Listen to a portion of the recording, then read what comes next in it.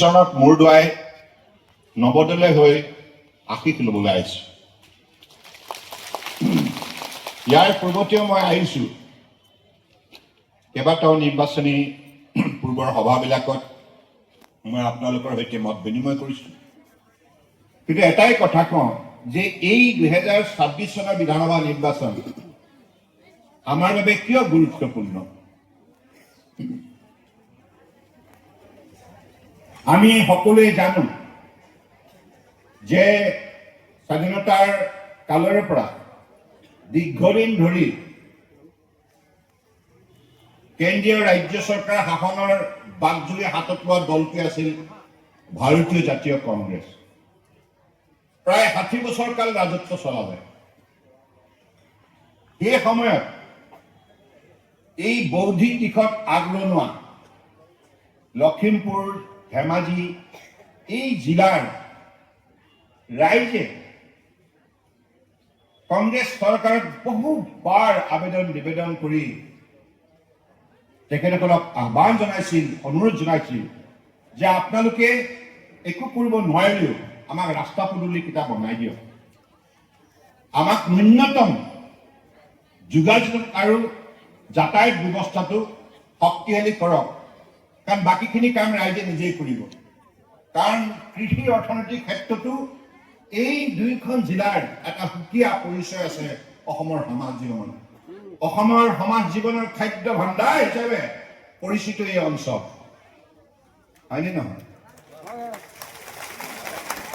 গতিকে এই অঞ্চলটোৱে অসমৰ সমাজ জীৱনলৈ উল্লেখযোগ্য অৱদান বৌদ্ধিক দিশত, সাংস্কৃতিক দিশত আৰু কৃষি ক্ষেত্ৰত আগবঢ়াইছে। তৎসত্বেও কংগ্ৰেছ দলটোৱে ক্ষমতাত থাকি কোনোদিনেই এই কথাবিলাকক গুৰুত্ব নিদিলে। মোৰ এতিয়াও মনত আছে যেতিয়া আমি ডিব্ৰুগড় মোহনা ঘাটৰ পৰা সোণাৰী ঘাটলৈ আহোঁ, বহু সময় লাগে, নাৱেৰে পাৰ হ'ব লাগে। তাৰ পাছত গোটেই ৰাস্তাবিলাকৰ জৰাজীৰ্ণ অৱস্থা, ডাঙৰ ডাঙৰ গাঁত। সোণাৰী ঘাটৰ পৰা লখিমপুৰ পাবলৈ সেই সময়ত প্ৰায় 4-5 ঘণ্টা লাগিছিল। লখিমপুৰৰ পৰা জোনাই যাবলৈ 8 ঘণ্টামান লাগে। আৰু কোনো ঠাইতে উন্নত ৰাস্তা নাছিল। অৰ্থাৎ বগীবিল দলংখন সেই সময়ত কংগ্ৰেছ চৰকাৰে বনাম বুলি কোৱাৰ পাছতো 16 বছৰ তেখেতসকলে এই দলংখন নিৰ্মাণ কৰাৰ ক্ষেত্ৰত তেখেতসকলে বিলম্ব কৰিব। তেখেতসকলে নোৱাৰিলে। এই ৰাস্তাটো 15 নম্বৰ ৰাষ্ট্ৰীয় ঘাইপথ, এই ৰাস্তাটো জোনাইলৈকে কোনোদিনেই শক্তিশালী ৰূপত গঢ় দিয়াৰ বাবে কংগ্ৰেছ দলটোৱে চৰকাৰত থাকি পদক্ষেপ গ্ৰহণ নকৰিল। ফলত এই অঞ্চলৰ মানুহ ভাবিব নোৱাৰা সমস্যাৰ সন্মুখীন হৈছিল। আৰু ব্ৰহ্মপুত্ৰ গোটেই উত্তৰ পাৰটো জোনাইৰ পৰা আপুনি চাওক ধুবুৰীলৈকে ভাবিব নোৱাৰা পিছপৰা আছিল।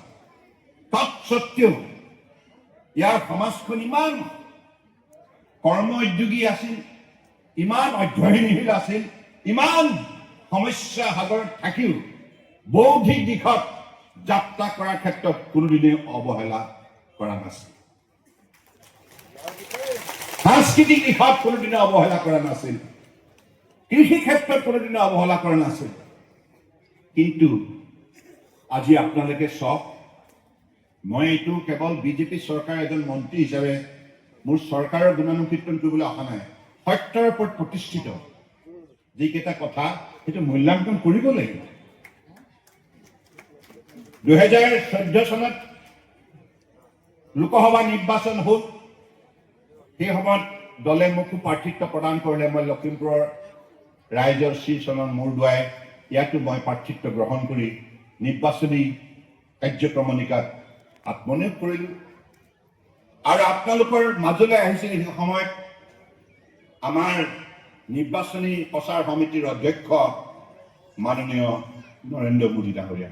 গোগামুখত তেখেতে আপোনালোকক সম্বোধন কৰিছিল।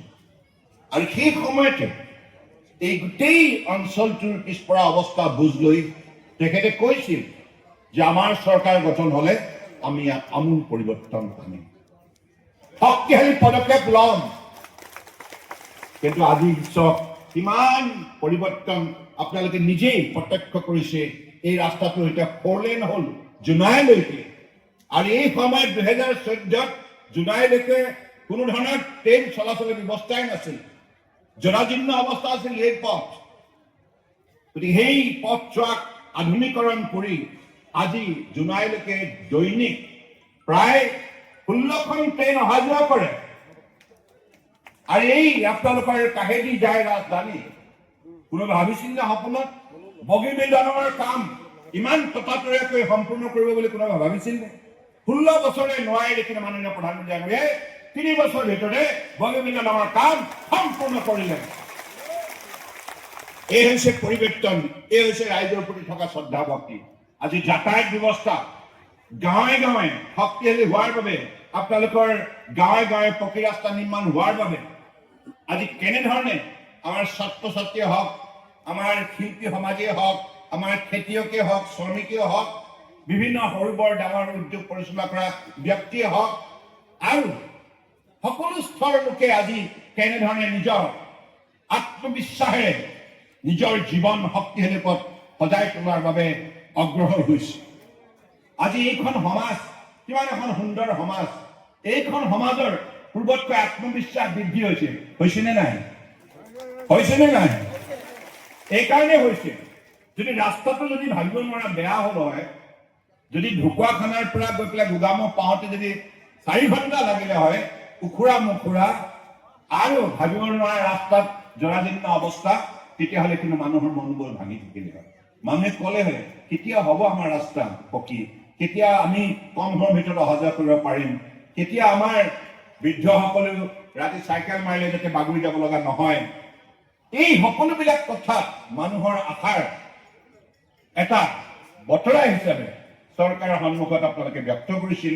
কিন্তু তাক যদি প্ৰকৃতাৰ্থত মৰ্যাদা সহকাৰে সন্মান দি বাস্তৱায়িত কৰাৰ ক্ষেত্ৰত শক্তিশালী যদি কোনোবাই পদক্ষেপ লৈছে, মাননীয় প্ৰধানমন্ত্ৰী নৰেন্দ্ৰ মোদী ডাঙৰীয়াৰ নেতৃত্বত চলা চৰকাৰে। আৰু অসমৰ বুকুত 2016 চনত আপোনালোকৰ আশীৰ্বাদত যেতিয়া চৰকাৰ গঠন হ'ল, আপোনালোকে এই অভাজনত মুখ্যমন্ত্ৰী পাতিলে, আৰু তেতিয়াই আমি সংকল্প লৈছিলো দুৰ্নীতিমুক্ত অসম, বিদেশীমুক্ত অসম, আৰু আমাৰ খিলঞ্জীয়া মানুহৰ মাটি ভেটি কৃষ্টি সংস্কৃতি ভাষা সাহিত্য নিৰাপত্তা কৰা অসম। আৰু সেই সময়ত আমাৰ শ্লোগান আছিল আমাৰ অসম, আমাৰ মাটি, আমাৰ অধিকাৰ। আৰু আজিৰ তাৰিখত আপোনালোকে নিজেই উপলব্ধি কৰিছে, ইয়াত 60 বছৰে কংগ্ৰেছে কৰিব নোৱাৰা কাম বিজেপিয়ে কেৱল 10 বছৰ ভিতৰত সম্ভৱ কৰিছে। আজি মাটিৰ পথা খিলঞ্জীয়া ভূমিপুত্ৰসকলে পাবলৈ সক্ষম হৈছে। এই মাটিডৰাৰ ওপৰত আমাৰ অধিকাৰ সাব্যস্ত কৰাৰ সাংবিধানিক শক্তি আয়ত্ত কৰিছে অসমীয়া সমাজে। এই হৈছে পৰিৱৰ্তন। আমি কেৱল শ্লোগান দিলে নহ'ব, আমাৰ অসম, আমাৰ মাটি, আমাৰ অধিকাৰ। এই মাটিৰ ওপৰত দখলী স্বত্ব অতদিনে প্ৰদান কৰা নাছিল কংগ্ৰেছ চৰকাৰে। হাজাৰ হাজাৰ খিলঞ্জীয়া ভূমিপুত্ৰৰ মাটি আছে, কিন্তু পট্টা নাই। পট্টাখন নাথাকিলে তেওঁ বৈধভাৱে সেই মাটিৰ মালিকী স্বত্ব দাবী কৰিব নোৱাৰে। কিন্তু সেই মালিকী স্বত্ব আজি স্থায়ীভাৱে প্ৰদান কৰাৰ ক্ষেত্ৰত অসমত থকা 10 বছৰীয়া বিজেপি চৰকাৰখনে মাননীয় প্ৰধানমন্ত্ৰী ডাঙৰীয়াৰ নেতৃত্বত সেই কাম সম্পূৰ্ণ কৰি আজি অসমীয়া মানুহৰ স্বাভিমান ৰক্ষা কৰিছে।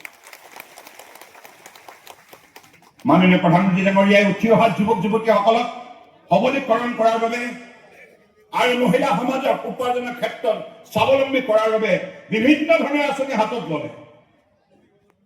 মহিলা সবলীকৰণ, যুৱক সবলীকৰণ, যাৰ বাবে যুৱক যুৱতীৰ বাবে skill India, make in India, digital India আৰু বিভিন্ন ষ্টাৰ্টআপ, বিভিন্ন ধৰণৰ কাৰ্যসূচী হাতত ল'লে, যাৰ ফলত আমাৰ যুৱক যুৱতীসকলে কেৱল কলেজীয়া আৰু বিশ্ববিদ্যালয়ৰ যি পাঠ্যক্ৰম আছে তাতেই সীমাবদ্ধ নাথাকি বিভিন্ন বিষয়ত তেখেতসকলে দক্ষতা বিকাশ ঘটাই আজি সেই বিভিন্ন বিভাগত কৰ্মসংস্থাপন পাবলৈ সক্ষম হৈছে।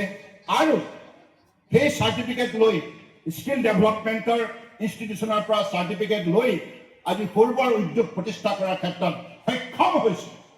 প্ৰত্যক্ষ পৰোক্ষভাৱে লক্ষ লক্ষ যুৱক যুৱতী আজি কৰ্মসংস্থাপন পাইছে। আজি অৰুণোদয় যোগেদি 40 লক্ষ মহিলা আৰ্থিক সহযোগিতা লাভ কৰিবলৈ সক্ষম হৈছে। গতিকে এই পৰিৱৰ্তন আৰু ইয়াৰ উপৰিও মাননীয় প্ৰধানমন্ত্ৰী ডাঙৰীয়াই কৈছে আমাৰ শাসনকালত কোনো মানুহে ভোকত থাকিব নালাগে। অন্ন বস্ত্ৰ বাসস্থান ৰুটি কাপৰা মাকান এটা সময়ত কংগ্ৰেছে শ্লোগান হিচাপে বাৰম্বাৰ কৈছিল গৰীবী হাটাও, কিন্তু তেখেতসকলে ইন্দিৰা আৱাস যোজনাটোৰ নামত ৭৫,০০০ টকা দিছিল দুখীয়াক, কিন্তু তাৰে প্ৰায় ৬০% আত্মসাৎ কৰি সেই ঘৰবিলাক অধৰুৱা কৰি পেলাই থৈ গ'ল। মই যেতিয়া মুখ্যমন্ত্ৰী হলো তেতিয়া দেখিলো প্ৰায় ৩.৫ লাখ ঘৰ আধৰুৱা হৈ আছে। সুধিলো হিতাধিকাৰীসকলক কি হ'ল, আপোনালোকৰ নামত যে পইচা ৭৫,০০০ দিছিল ঘৰটো নবনালে কিয়? তেখেতসকলে ক'লে ক'তা ৭৫,০০০ নাহিল নহয়, আমুকৰ কংগ্ৰেছৰ এই পালিনতাজনে ১০,০০০ ল'লে, আমুকৰ পঞ্চায়তৰ প্ৰেচিডেণ্টে ১০,০০০ ল'লে, এনেকৈ লৈ মোৰ আধা পইচা তেখেতসকলে লৈ পেলালে। আৰু সেই ৩.৫ লাখ দুখীয়া মানুহৰ আধৰুৱাভাৱে নিৰ্মাণ কৰা ঘৰ মাননীয় প্ৰধানমন্ত্ৰী ডাঙৰীয়াই ক'লে আমি পুঁজি দি পেলাই সেইবিলাক নতুনকৈ নিৰ্মাণ কৰি দুখীয়া ৰাইজক উপহাৰ দিম। সেই কাম বিজেপিয়ে সম্ভৱ কৰি তুলিলে। মই মুখ্যমন্ত্ৰী হৈ থাকোঁতে প্ৰায় ৩,৫০,০০০ পৰিয়ালক আমি মাটিৰ পট্টা দিলো। তাৰ পৰৱৰ্তী সময়ত বসুন্ধৰা আঁচনিৰ যোগেদি ডক্টৰ হিমন্ত বিশ্ব শৰ্মাই প্ৰায় ৪ লাখ মাটিৰ পট্টা দিবলৈ সক্ষম হ'ল। গতিকে এনেধৰণে দুইখন চৰকাৰে সেই সময়ত অৰ্থাৎ ২০১১-১৬ৰ পৰা ২০২৬লৈকে এই দুইখন বিজেপি নেতৃত্বাধীন মিত্ৰজোঁটৰ চৰকাৰে মাননীয় প্ৰধানমন্ত্ৰী ডাঙৰীয়াৰ সহযোগত এনেধৰণৰ উল্লেখযোগ্য পদক্ষেপ লোৱাৰ ফলত আজি অসমত অসমীয়া মানুহে সাহস পাইছে। কাৰণ ইয়াৰ পূৰ্বতে কংগ্ৰেছৰ দিনত অবৈধ বাংলাদেশী বিদেশীক আনি তেখেতসকলে সংস্থাপিত কৰি ভোট বেংক গঢ় দিছিল, ভোট বেংক নিৰ্মাণ কৰিছিল আৰু আইন নীতিৰ ধৰণে অবৈধ আইন, বৈষম্যমূলক আইন অসমৰ মানুহৰ ওপৰত জাপি দি বিদেশীক সুৰক্ষিত কৰাৰ তেখেতসকলে পদক্ষেপ গ্ৰহণ কৰিছিল। সেই আইন প্ৰত্যাহ্বান জনোৱা হ'ল, অসমৰ ৰাইজে সেই যুদ্ধত জয়ী হ'ল আৰু আজিৰ তাৰিখত অসমীয়া মানুহৰ মাটি ভেটি কৃষ্টি সংস্কৃতি ৰক্ষা কৰিবৰ বাবে মাননীয় প্ৰধানমন্ত্ৰী ডাঙৰীয়াই বলিষ্ঠ পদক্ষেপ লোৱাৰ পদক্ষেপ আজি ফলত আজি অসমীয়া মানুহৰ বিহুৱে হওক, বাগৰুম্বাই হওক, মিচিং ঐন্যতমে হওক বা ঝুমুৰেই হওক বা গামোচাই হওক, আৰনাই হওক বা আমাৰ কাজিৰঙাই হওক বা মহাপুৰুষ শ্ৰীমন্ত শংকৰদেৱৰ জন্মস্থান বটদ্ৰৱাই হওক বা আমাৰ যিমানবিলাক স্বৰ্গদেউ সকলৰ সেই চৰাইদেউ মৈদামে হওক, এনেধৰণে সকলোবিলাক ঐতিহ্য সংৰক্ষণ কৰা আৰু ইয়াৰ উন্নতি সাধন কৰাৰ বাবে মাননীয় প্ৰধানমন্ত্ৰী ডাঙৰীয়াই যেনেধৰণে শক্তিশালী পদক্ষেপ লৈছে, তাৰ বাবে আজি আমি নিশ্চিতভাৱে ক'ব পাৰোঁ যে অসমীয়া সমাজ সম্পূৰ্ণৰূপে সুৰক্ষিত। আৰু আগন্তুক দিনত আৰু শক্তিশালী কৰি তুলিব লাগিব যাতে অসমত এজনো অবৈধ বাংলাদেশী বিদেশী থাকিব নোৱাৰে। তাৰ বাবে অসম চৰকাৰৰ তৰফৰ পৰা শক্তিশালী পদক্ষেপ লোৱা হৈছে আৰু ডক্টৰ হিমন্ত বিশ্ব শৰ্মা ডাঙৰীয়াৰ কাৰ্যকালত প্ৰায় ১.৫ লাখ বিঘা অবৈধভাৱে বেদখল কৰা সন্দেহযুক্ত বিদেশী হাতৰ পৰা উদ্ধাৰ কৰা হৈছে। এই হৈছে আমাৰ আগন্তুক দিনৰ প্ৰধান লক্ষ্য, বিদেশী মুক্ত অসম, যাতে অসম অসমীয়াৰ হৈ থাকে সৰ্বকালৰ বাবে। তাৰ বাবে আমি সকলোবিলাক জাতি জনগোষ্ঠীক আমি সুৰক্ষিত কৰিব লাগিব, শক্তিশালী কৰিব লাগিব। সমন্বয় দ্বাৰা আমি আগন্তুক দিনত বিশ্বজয় কৰাৰ বাবে ঢাপলি মেলিব লাগিব। গতিকে সেইবাবে ২০২৬ চনৰ বিধানসভা নিৰ্বাচন অত্যন্ত গুৰুত্বপূৰ্ণ। কাৰণ আপোনালোকে জানে বিজেপি চৰকাৰে যোৱা ১০ বছৰত যিমানবিলাক আমূল পৰিৱৰ্তন সম্ভৱ কৰিলে। আজি জিলাই জিলাই চিকিৎসা মহাবিদ্যালয় আৰু এই গোগামুখতে ভাৰতবৰ্ষৰ এটা উল্লেখযোগ্য Indian centre for agriculture research উল্লেখযোগ্য ৰাষ্ট্ৰীয় এটা প্ৰতিষ্ঠান গঢ় লৈ উঠিছে।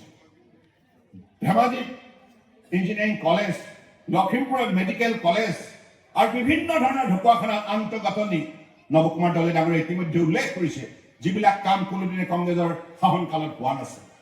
গতিকে সমগ্ৰ অসমতে শদিয়াৰ পৰা ধুবুৰীলৈকে বৰাক ব্ৰহ্মপুত্ৰৰ পাহাৰ ভৈয়ামৰ এই বৃহত্তৰ অসমীয়া সমাজখনৰ বাবে যেনেধৰণে বিজেপি চৰকাৰে দিনে নিশাই কঠোৰ পৰিশ্ৰম কৰি জনসাধাৰণ আস্থাৰ বিশ্বাসত আগবাঢ়িছে। আগন্তুক দিনত আমাৰ লক্ষ্য আছে যে আমি এইখন অসমক ভাৰতবৰ্ষৰ বুকুত আটাইতকৈ শক্তিশালী ৰাজ্য হিচাপে আমি গঢ় দিব লাগিব আৰু প্ৰতিটো অসমীয়া পৰিয়াল যাতে আগন্তুক দিনত আত্মনিৰ্ভৰশীল হয়, স্বাৱলম্বী হয়, তাৰ বাবে আগন্তুক দিনত আৰু অধিক কাৰ্যসূচী হাতত লোৱা হ'ব, যাৰ জৰিয়তে উঠি অহা প্ৰজন্মক আধুনিক ধ্যান ধাৰণেৰে শিক্ষা প্ৰদান কৰি, কাৰিকৰী শিক্ষা প্ৰদান কৰি অসমত বিভিন্ন ধৰণৰ উদ্যোগ এতিয়া যেনেধৰণে প্ৰতিষ্ঠা হ'বলৈ ধৰিছে, এই উদ্যোগবিলাকত যাতে প্ৰত্যক্ষ আৰু পৰোক্ষভাৱে আমাৰ ছাত্ৰ ছাত্ৰীসকলে শিক্ষা সাং কৰাৰ পাছত কৰ্মসংস্থাপন পায়, তাৰ বাবে শক্তিশালী পৰিৱেশ নিৰ্মাণ কৰিব লাগিব। গতিকে মই আশা ৰাখিম যে আপোনালোকে আগন্তুক দিনত এই কামখিনি কৰাৰ বাবে পুনৰবাৰ ভাৰতীয় জনতা পাৰ্টী চৰকাৰ গঢ় দিয়াৰ ক্ষেত্ৰত আপোনালোক সকলোৱে আন্তৰিকতাৰে সহযোগিতা আগবঢ়াব আৰু আপোনালোকৰ দায়িত্ব হৈছে ঢকুৱাখানা বিধানসভা সমষ্টিৰ পৰা নৱ কুমাৰ দলে ডাঙৰীয়াক বিপুল ভোটত জয়যুক্ত কৰে।